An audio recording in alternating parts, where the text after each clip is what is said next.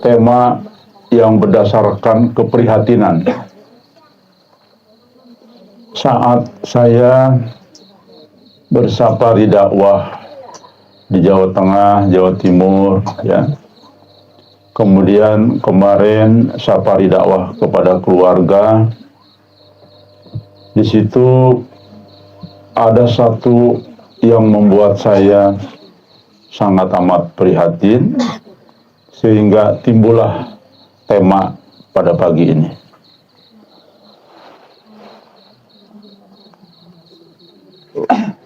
Saat saya berada di kota-kota, saat saya berada di daerah-daerah di mana umat Muslim mengadakan berbagai kegiatan aktivitas sehari-hari, maka disitulah timbul kesadaran kita, di mana umat masih tidak menyadari bahwa kita sudah masuk fase huru-hara akhir zaman. Kita melihat, dan saya melihat dengan kepala semata sendiri, umat masih bersifat hubu dunia, membangun semua fasilitas dunia, bahkan masih berebut dunia. Padahal kita sangat amat memahami ini sudah masuk pintu fase huru-hara akhir zaman, di mana fase itu akan dialami oleh umat Islam dengan berbagai penderitaan, ya, baik itu berbagai fitnah sesuai dengan apa yang Nabi sampaikan, maupun gejolak-gejolak huru-hara yang lainnya, termasuk memasuki fase perang dunia ketiga. Tentu ini adalah suasana yang akan membuat kita prihatin sebagai umat akhir zaman. Rekan sekalian, bukan berarti kita tidak boleh mencari dunia, bermuamalah dalam mencari rezeki, bukan tidak boleh. Namun sepertinya umat tidak paham bahwa seharusnya kalaupun kita mencari dunia, namun ketika memahami bahwa ini sudah masuk pintu huru-hara zaman, maka tujuan, peruntukan, atau pengeluaran rezeki yang kita dapat harus sudah berubah. Ya. Jangan hanya tujuan yang dunia sekali, bahkan justru kita paham betul tempat hiburan, tempat bermaksiat justru tumbuh dengan cepat. Artinya manusia itu lupa bahwa kita sudah masuk fase ujung akhir zaman. Baik, karena itulah saya merasakan lagi dengan berkunjung ke saudara-saudara 2 hari yang lalu. Disitulah sangat terasa bahwa orang dekat saya pun masih juga belum menyadari bahwa kita sudah masuk fase itu. Baik, saya akan membuktikan 11 fakta yang sesuai hadis, sesuai kitab-kitab ulama besar terdahulu, karena kita tahu sekarang sudah tidak ada ulama, berdasarkan juga nas-nas dalam Al-Quran dan lain-lainnya, bahwa sesungguhnya dengan 11 fakta ini seharusnya menurut akal sehat kita tidak ada yang bisa membantah lagi bahwa kita sudah memasuki pintu, sudah membuka pintu huru-hara akhir zaman.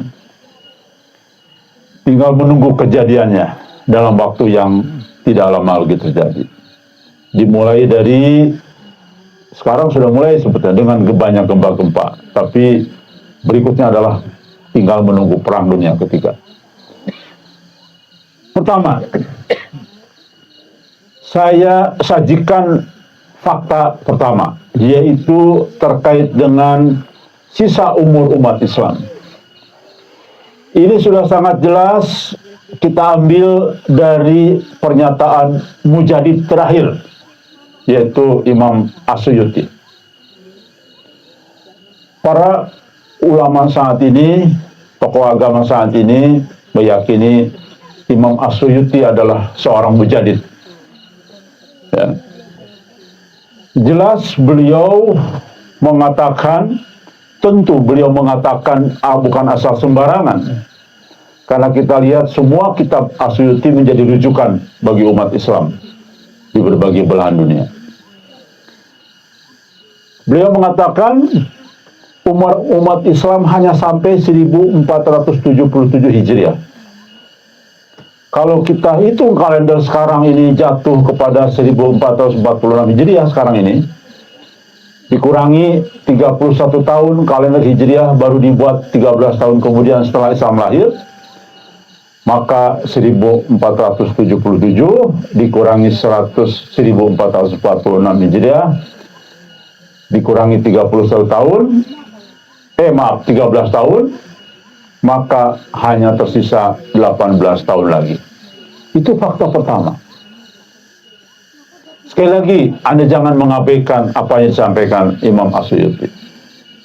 Kalau Anda mengakui Imam As-Suyuti itu mujadid, sesuai dengan pernyataan ulama-ulama, ya, di dalam banyak kitab, maka seharusnya Anda tidak boleh mengabaikan ini.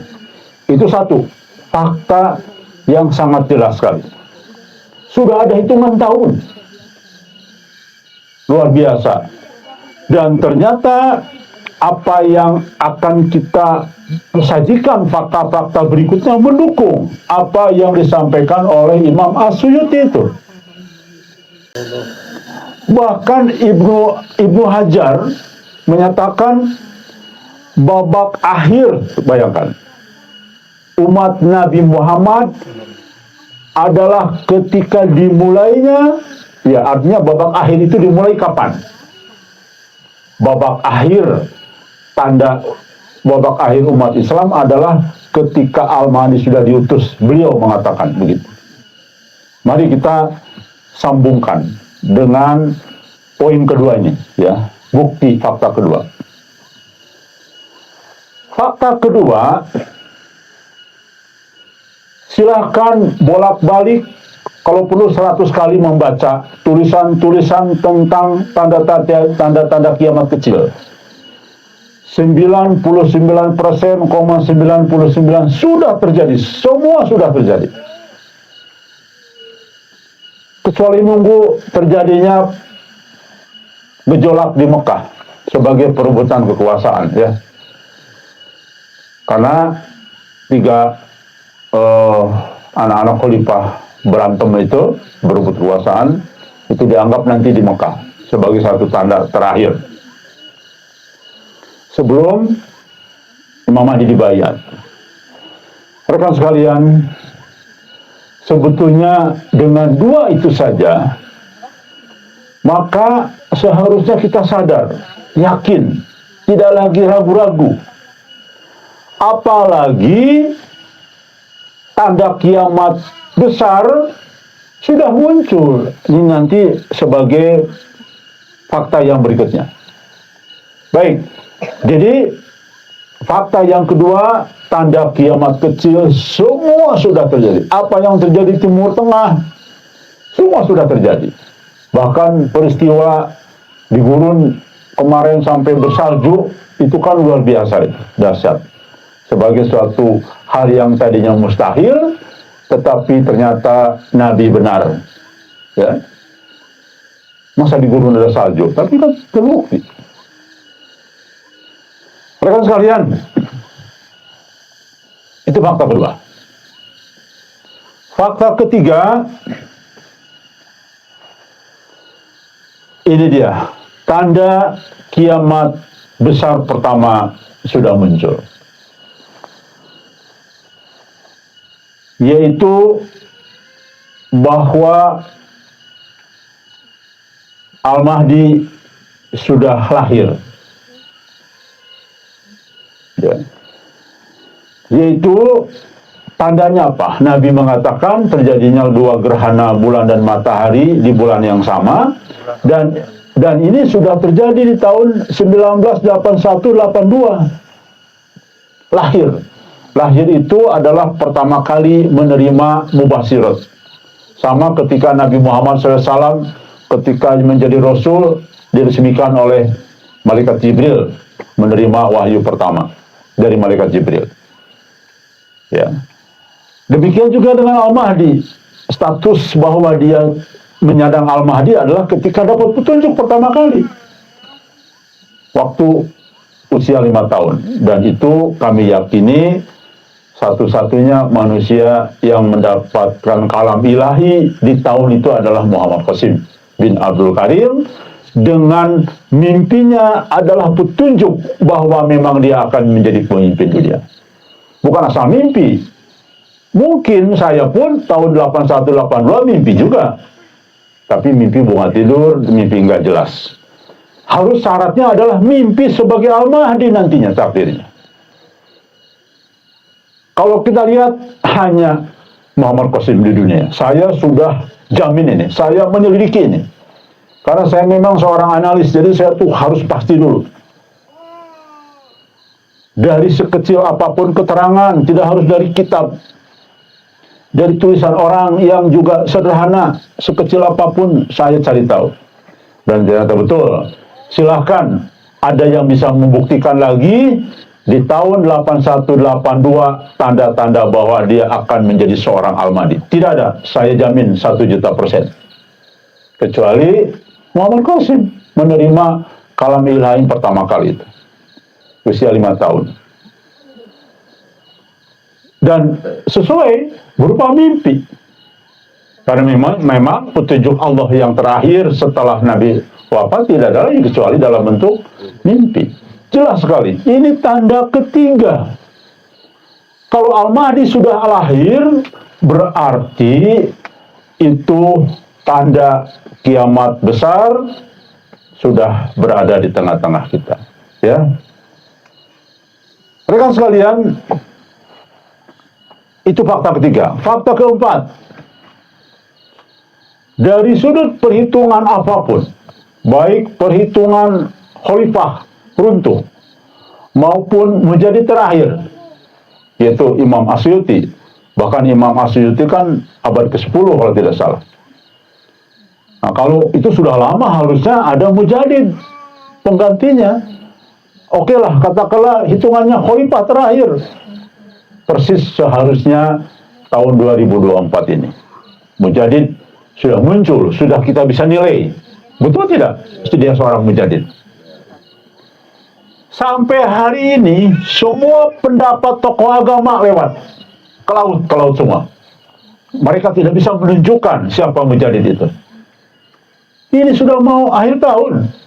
Coba perhatikan, hampir semua tokoh-tokoh Islam, sekarang ini hampir semua, tidak semua, menyatakan insya Allah 2024. Banyak channel-channel mengatakan mujadid tahun 2024 akan muncul. Tapi semua pendapatnya ke laut. Termasuk Ujma, termasuk siapa lagi yang mualaf itu, yang mantan HTI itu, Felix Yao. Banyak beberapa pernyataannya 2024 ke laut. Saudara Felix Yao, ke laut pendapat Anda. Anda tidak akan pernah menemukan mujadid itu siapa. Baik. Dan itu menunjukkan bahwa hitungan mujadid sudah lewat. Mujadid sudah lewat. Berarti harusnya sudah ada. Dan itu bagian dari pernyataan yang sangat jelas dari pendapat banyak kitab. Mujadid terakhir itu adalah seorang Al-Mahdi. Ya. Baik, kita lihat. Ini saya dalam sedikit soal mujadid.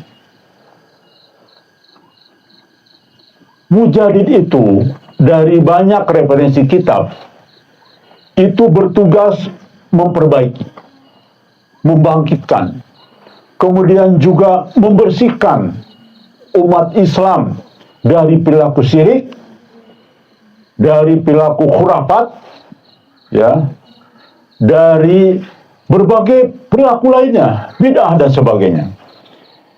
Rekan sekalian, saat ini, sekali lagi, tidak ada sosok pembaharu.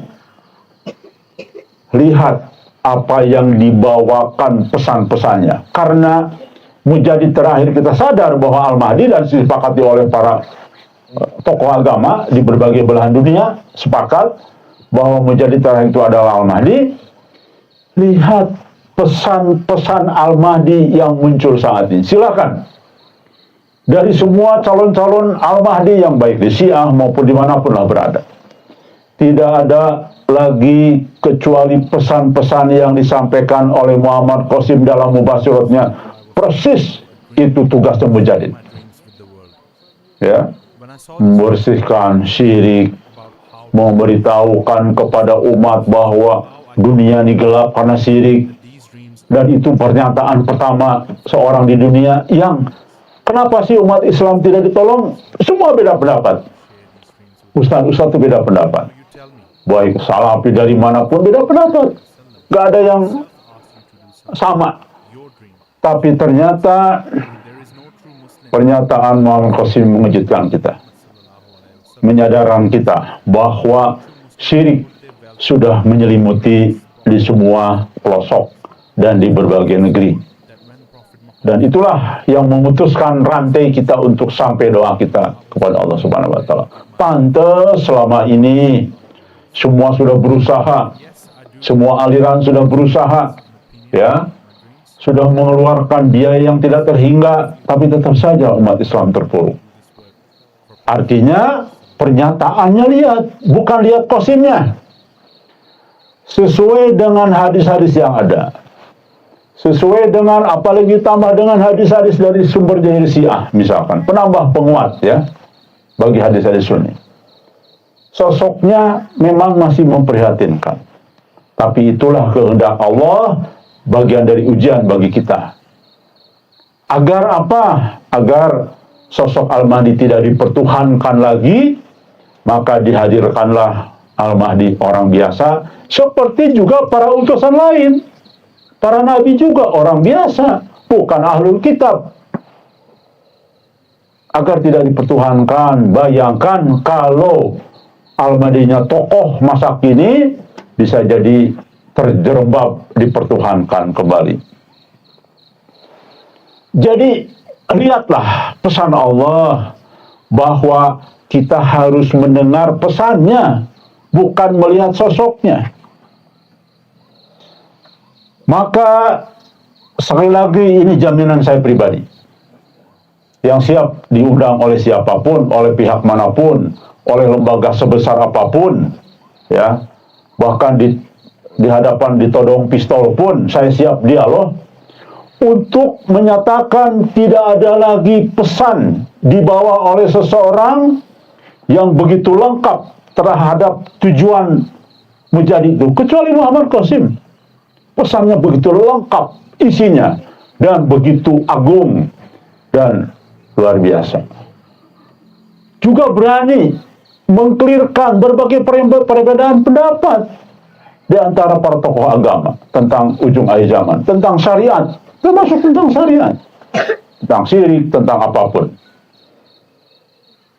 Jadi ini poin keempat ini, aduh, seharusnya sudah selesai juga.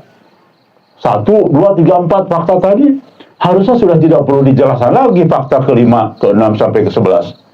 Kalau kita mau serius menghadapi fase berat ke depan. Jadi kepada mereka-mereka yang masih lalai, yang masih hubu dunia, masih mengejar dunia, masih membangun rumahnya 3 lantai sampai 3 lantai, membangun itu ini, membeli itu ini, bikinin mobil baru lagi, berhentilah berpikir untuk mulai serius. Baik, apalagi kalau kita mendengarkan sampai penjelasan ke-11 nanti saya sampaikan, ya. Itu keempat. Yang berikutnya, Nabi sudah mengatakan bahwa tanda kelahiran Al-Mahdi itu adalah didahului dengan tanda gerhana bulan dan matahari di bulan yang sama. Tadi sudah disampaikan, terjadi tahun 1981-82, dan itu persis Muhammad Qasim menerima kalam ilahi pertama. Dan dilengkapi dengan sangat presisi hitungannya. Dalam hadis yang lain, Nabi mengatakan bahwa kemunculan pertama kali Al-Mahdi, kalau tadi kan lahir, ya, sekarang kemunculan Al-Mahdi pertama berusia 30-40 tahun. Silahkan hitung tahun 81 sampai sekarang ini, ya. Dan ternyata betul sangat presisi dengan sosok Muhammad Qasim. Kenapa? Pada saat Muhammad Qasim menyampaikan tampil pertama kali di TV, dia usia 38 tahun, menjelang antara 38 sampai 39 tahun. Persis. Dalam hadis lain kurang lebih 40 tahun. Samalah kurang lebih. Masya Allah. Kalau orang menyadari saja, tidak ada sombong ilmu saja, dengan pernyataan kelima ini seharusnya sudah mengklik. Cocok, presisi banget ini. Bayangkan, Muhammad Qasim lahir usia 5 tahun sebagai Al-Mahdi, menerima pesan dari Allah, menjabat sebagai Al-Mahdi karena dia dapat petunjuk. Terus pas dia muncul di TV, ya, kan kemunculan di dalam hadis, kemunculan pertama kali itu. Persis usia dia 37-38 tahun. Persis sesuai hadis, antara 30 sampai 40 tahun. Ayo dong, nikmat fakta apa lagi? Ya, yang kita dustakan. Oke, itu fakta kelima. Fakta keenam. Masya Allah, ini pun sudah sangat jelas banget. Kecuali memang Allah tidak kehendaki kepada banyak umat Islam. Kepada Anda-Anda yang masih tidak percaya dengan kajian pagi ini, tidak mau berpikir, siap-siap bisa jadi Anda dekat dan punya risiko lebih untuk menjadi pengikut Dajjal. Hati-hati loh. Karena apa? Karena nanti kita akan terpecah dalam dua kelompok besar. Hanya ada dua kelompok umat Islam, yaitu pengikut Al-Mahdi dan pengikut Dajjal. Baik, fakta keenam. Dan ini lebih jelas lagi. Bisa dibuktikan secara ilmiah. Dan terkini lagi. Kalau ini terkini, yaitu apa? Tanda Al-Mahdi sudah menyampaikan pesan dengan adanya banyak gempa-gempa. Saya sudah ratusan kali ngomong ini dalam kajian. Masya Allah, saya sudah sampaikan. Seluruh ahli mengatakan ini tidak biasa. Ini baru pertama kali terjadi di dunia. Gempa di seluruh dunia itu tiap menit terjadi. Ya, di Indonesia saja hampir 2-3 hari sekali. Lihat, buka Google, BMKG gempa, muncul itu hari-hari tanggal persis itu 2-3 hari sekali muncul gempa di mana-mana. Di Indonesia saja. Ayo dong, Masya Allah. Allah sudah begitu sangat maha apa ya? Maha pemurah kepada kita nih, memberikan tanda-tanda terus secara bertahap. Ya, luar biasa, Masya Allah. Masa kita masih juga belum sadar ini, ya, dengan fakta keenam ini. Rekan sekalian, saya betul-betul prihatin ketika hati saya tuh terenyuh ketika saya ke saudara-saudara dekat ini, saudara-saudara, anaknya Uwa, anaknya ya Uwa gitu ya. Masya Allah. Saya malah dianggap aneh. Bayangkan ya. Saya dianggap aneh. Padahal justru kita yang mengatakan Anda aneh nih. Sampai tidak memahami banyak tanda ini semua. Ya, kita ini dianggap aneh. Dianggap, ya aneh aja, asing aja bagi mereka. Ini sedikit ini kok agak-agak aneh gitu ya. Padahal semua hidup normal. Ini Diki aja nggak normal. Berarti Diki begini katanya. Masya Allah. Rekan sekalian, yang berikutnya. Ada pernyataan bahwa dunia ini akan ditunda. Ya. Walaupun 1 hari sisa kiamat. Ya, Allah perpanjang, intinya begitu. Dan ternyata, Masya Allah, ada sosok yang di dalam mubasyiratnya gara-gara dia ini ditunda kiamat. Berarti sudah terjadi ini. Coba. Hadis ini ada, dan itu kan harus diwujudkan dengan fakta. Dan ada petunjuk Allah melalui mubasyirat, betul terjadi ternyata. Ini yang dimaksud dengan hadis tersebut. Coba mengejutkan kita. Saya ketika membaca mimpi Muhammad Qasim, Masya Allah, ingat saya dengan hadis yang 20-30 tahun yang lalu saya baca. Oh, ini dia terjadi benar. Ya, Allah akan perpanjang walaupun hanya tinggal sisa 1 hari lagi. Masya Allah, benar ini dia. Sosok ini nih, proses kan nggak mungkin jika bukan ini informasi dari Allah. Ya, sedangkan semua yang ngaku-ngaku Imam Mahdi Al-Mahdi di berbagai belahan dunia, nggak ada peristiwa ini. Ini bagian dari petunjuk kebenaran itu semua. Ya, itu fakta ketujuh. Berarti memang kita sudah menjelang kiamat. Tinggal hitungannya dianggap tinggal 1 hari lagi. Ya, begitu dekat, isyarat sangat amat dekat sekali.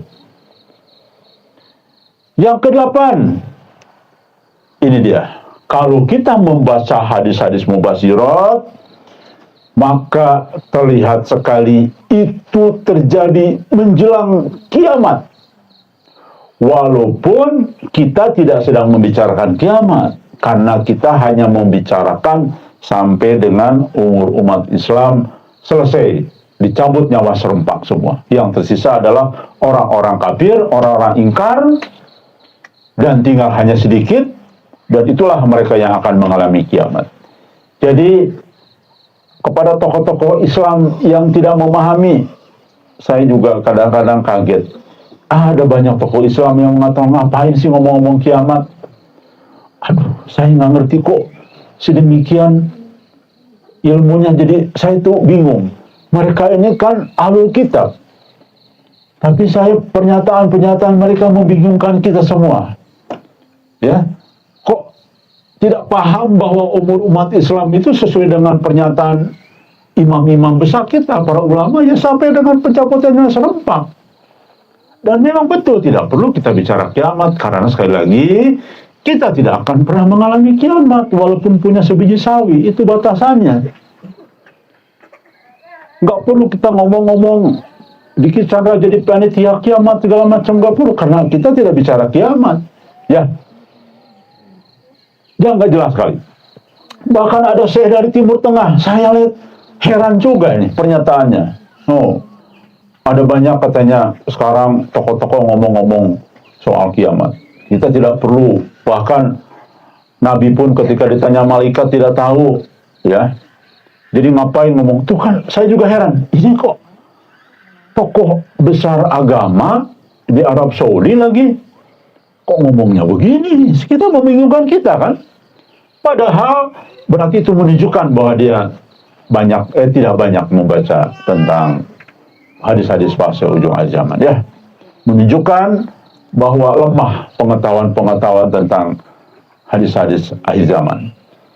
Nah, rekan sekalian, karena jelas dalam hadis tentang mimpi-mimpi atau mubasyirat akan bermunculan di ujung akhir zaman.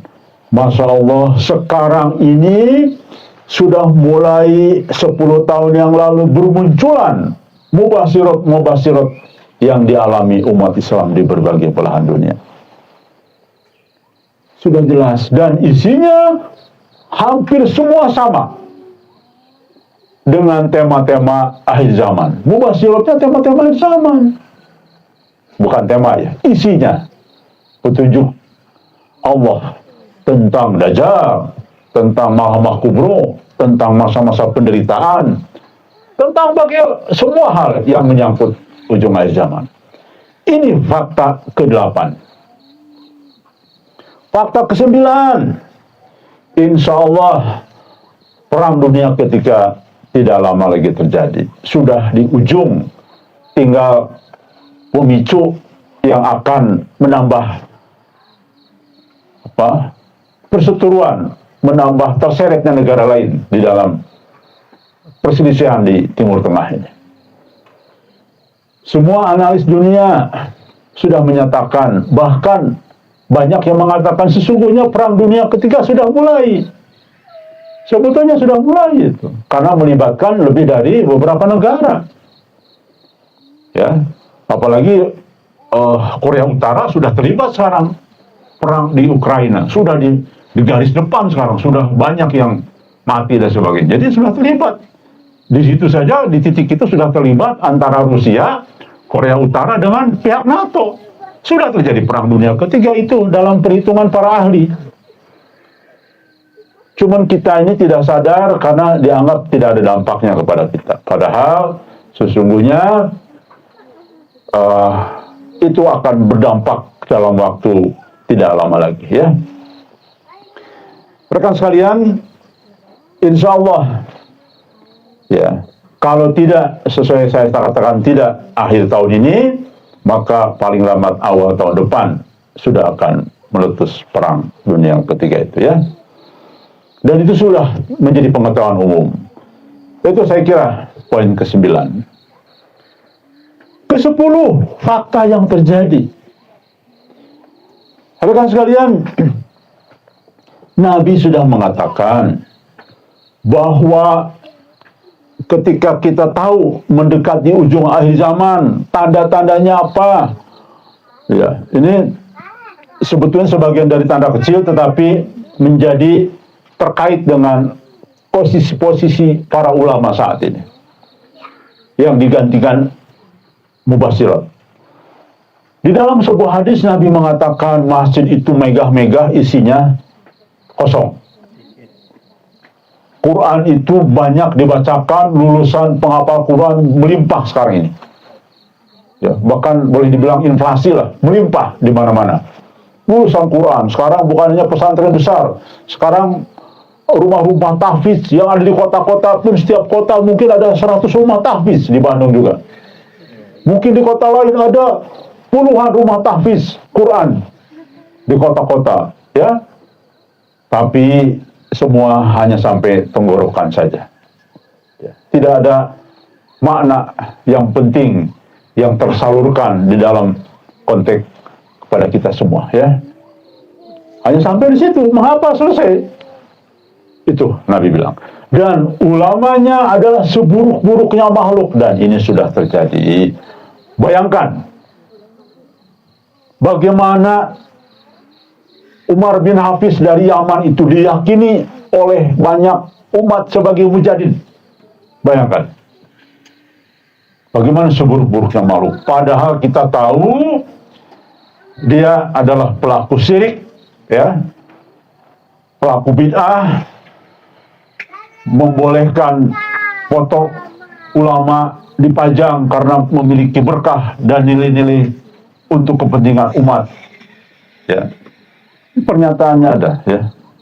Jadi apa yang kita sampaikan ini karena pernyataan langsung dari yang bersangkutan. Bayangkan, justru ulama sekarang ini banyak menyeret kepada program-program yang memang sudah diatur untuk menjadi pengikut Dajjal. Jadi rekan sekalian, jelas bahkan ulama banyak menjadi sumber fitnah. Jadi dengan keadaan ke-10 ini, keadaan sekarang sudah terjadi. Dan itu tanda apa? Mubasyirat muncul karena ilmu dan ulama sudah diangkat. Jadi sebutnya ulama yang sesungguhnya sudah tidak ada. Dibuktikan dengan munculnya mubasyirat. Yang terakhir, banyaknya peristiwa-peristiwa lain yang sudah dinubuahkan oleh baginda Nabi Muhammad SAW sudah terjadi saat ini. Misalkan contoh, di dalam hadis akan muncul pembantu Al-Mahdi itu adalah ahli Ashabul Kahfi. Al-Mahdinya sudah muncul sesuai dengan 1 sampai poin ke-10 tadi, ya, sebagai satu tanda jelas. Dan alhamdulillah sudah ada kelompok yang benar-benar sudah jadi ahli Ashabul Kahfi. Itu sebagai satu tanda lagi. Berarti betul hadis ini dan sudah terjadi saat ini. Yang berikutnya, sesuai hadis bahwa akan ada sekelompok orang yang minta kebaikan dan keadilan kepada Al-Mahdi dan sudah terjadi. Ya, Al-Mahdinya sudah ada dan peristiwa itu sudah terjadi. Baik, kemudian kebangkitan Islam. Jelas sekali banyak disampaikan oleh Nabi, kebangkitan Islam itu akan muncul dari negara yang banyak pulaunya dengan ciri-ciri, kalau tidak salah ada 11 ciri. Dan semuanya insya Allah merujuk kepada Indonesia dan tidak ada lagi. Dan faktanya apa?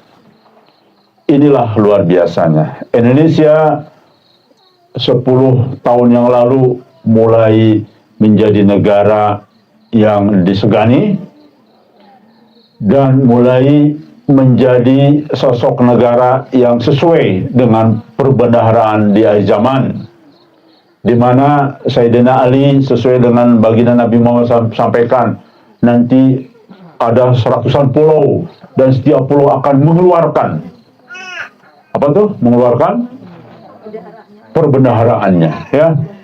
Jadi apa itu? Pak Jokowi sudah melakukan satu terobosan yang berani nekat. Ini kan kalau kita melawan hegemoni Barat, maka bisa jadi Pak Jokowi akan dilengserkan, ya, dengan berbagai macam kekuatan intelijen luar. Tapi itu sudah terjadi juga, cuman Allah selamatkan, ya. Yaitu dikeluarkanlah aturan bahwa Indonesia tidak lagi jual bahan baku. Timah tidak jual, nikel tidak jual, diproduksi di dalam negeri. Nikel jual itu keuntungannya tipis, tapi kalau sudah jadi barang ratusan kali lipat keuntungannya. Dan itulah membuat kita miskin, walaupun kita kaya raya. Nah, itu terobosan-terobosan yang luar biasa buat saya. Artinya, benarlah tanda-tanda Indonesia itu akan bangkit karena kekayaannya sangat melimpah untuk kepentingan akhir zaman. Termasuk ada satu hal yang juga cukup saya kagumi, di mana Nabi mengatakan akan ada satu wilayah, akan ada wilayah yang Allah selamatkan dari kelaparan yang sangat dahsyat nanti.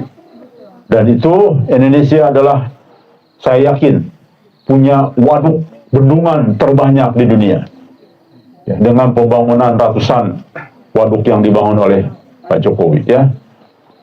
Itu sudah sesuai dengan apa yang ciri-ciri kebangkitan Islam di sana. Karena kalau bangkit Islam memang harus negara yang stabil nanti, lebih stabil dibandingkan dengan negara lain, lebih punya tahan daya, ketahanan menghadapi fase berat ke depan. Demikian juga dengan pembangunan militernya. Ada kemajuan signifikan, ya. Bahkan Indonesia kebutuhan persenjataannya sudah semakin meningkat diproduksi di dalam negeri, ya. Baik persenjataannya, pelurunya, kemudian kendaraan-kendaraan lapis baja, kemudian kendaraan kapal laut perang. Sudah mayoritas hampir 60% produksi dalam negeri, ya. Kecuali mungkin pesawat dan juga sudah mulai sekarang dibangun roket, ya, percobaan-percobaan roket yang juga bisa menjelajah sampai ribuan kilometer. Sudah uji coba. Dan kelihatannya insya Allah, saya yakin tahun depan Indonesia sudah bisa membangun roket sendiri, ya, peluru kendali dan sebagainya. Itu sudah saya ikutin terus channel-channelnya mereka, ya, channel-channelnya Menhankam, channelnya BUMN yang memproduksi berbagai persenjataan. Dan itu memang signifikan majunya di zaman Pak Jokowi, ya. Jadi banyak lagi hal-hal lain yang menunjukkan bahwa hadis tentang kebangkitan Islam dari arah timur itu sudah terlihat. Sementara di negara lain, negara adidaya sudah semakin terus banyak mengeluarkan uang, ya, dengan perang-perang di Timur Tengah, demikian juga dengan Israel dan Amerika dan juga Inggris. Sementara nanti kita membangun, dan itulah nanti ada satu di mana kekuatan kita siap dengan kekuatan penuh, sementara negara lain sudah kelelahan, ya. Dan disitulah menjadi masuk akal mengapa Indonesia nanti dengan Pakistan, dengan Malaysia, Brunei dan negara Islam lainnya bisa membebaskan Jazirah Arab, ya, daripada penguasaan negara-negara Barat dan Timur. Demikian saya kira rekan sekalian, alhamdulillah inilah tema pada kajian ini. Mudah-mudahan dengan 11 fakta ini mulai menyadarkan umat Islam untuk mulai memikir ulang semua kehidupannya. Silakan semua bermuamalah untuk kehidupan kita. Bahkan sampai kiamat terlihat di depan mata, tetap kita harus nanam pohon sebagai satu mencari pahala bermuamalah. Tapi tolong, saya pesan, kita pesan untuk mulai dengan tujuan yang berbeda. Yang tadinya hanya untuk kepentingan diri sendiri, mulailah banyak berbagi.